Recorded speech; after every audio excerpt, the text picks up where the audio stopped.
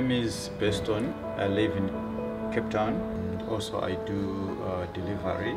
Interbet helped me to realize my dreams. Now I have my own delivery vehicle and I'm able to do the removal in and around Cape Town.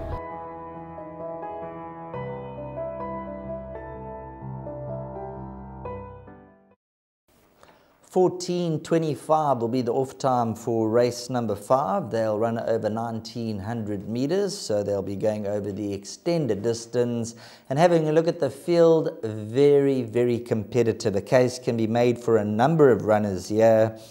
Let's kick off with number 1, the appeal from the Allison Wright camp. Here's a horse who hasn't won in 244 days, but course and distance is 1 from 1, so you have to throw in number 1, the appeal. D's number 2, With Pleasure. He's yet to win on the poly, but his last run, the average rating was an 82. And earlier on, they tried him in the South African Derby. Yeah, but he's a horse that's got the ability.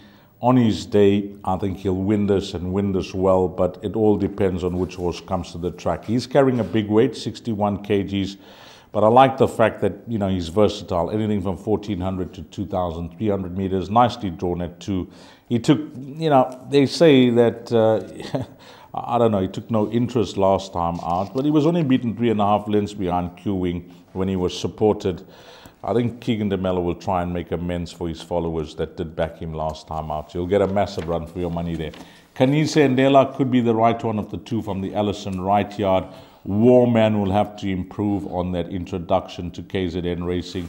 This horse, Tom's Act, when you pull out the form lines, we don't want to go through all of them, but when you pull out the form lines of his runs, they make for good reading. And last time out, I think I was actually working that day, and I mentioned that he was never a 20-to-1 shot that day. I know Eventador was fancied, which he beat, but he was never a 20-to-1 shot that day. 100% right. A number of the shooters locked on to Tom's Act. He shortened down to 10-to-1. He came through to beat Eventador on that occasion.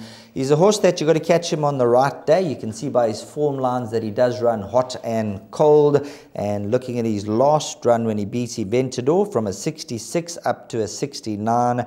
Muzieni sticks with him, the Doug Campbell stable. He's been off for 100 days, Tom's Act, so it'll be interesting to see exactly where he is in his work regime. Got to throw him in.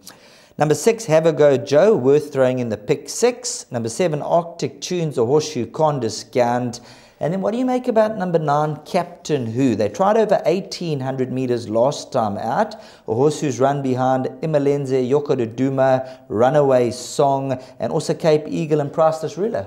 I think Cape Eagle is a really nice horse. Really like the way he's come along for Andre Nel and Platinum Racing. And for this horse to only be beaten 2.5 less, for me, that was a good run. I know it was a small field, but he's a 4-time winner, Captain Who.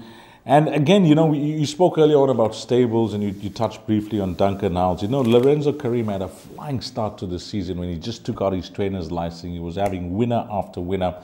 And then they went to a quiet spat. They were having their horses running well. They were having their winners. But of late, he'll be hoping to find the winners in closure. Maybe make a good end to 2022 and a good beginning to 2023 because he certainly has some nice horses. He's got some very nice horses in the stable, and I think you could be on the point here. This could be the turning point for the stable. There's 1 or 2 runners on the day that do have chances. And they brought some nice horses to the track. They brought a few good individuals who'll have each way chances. And Captain Who, if you look at that run to Cape Eagle, they tried him over the 1800 meters. And as I mentioned earlier on, he took on some fairly decent opposition. 61 kilograms on his back, so he has got the weight, but we know that he has got the ability. So all in all, race number 5, you're going to be the judge. We're going to try and pull out a Houdini here and see who can come out on top and get into the winner's enclosure.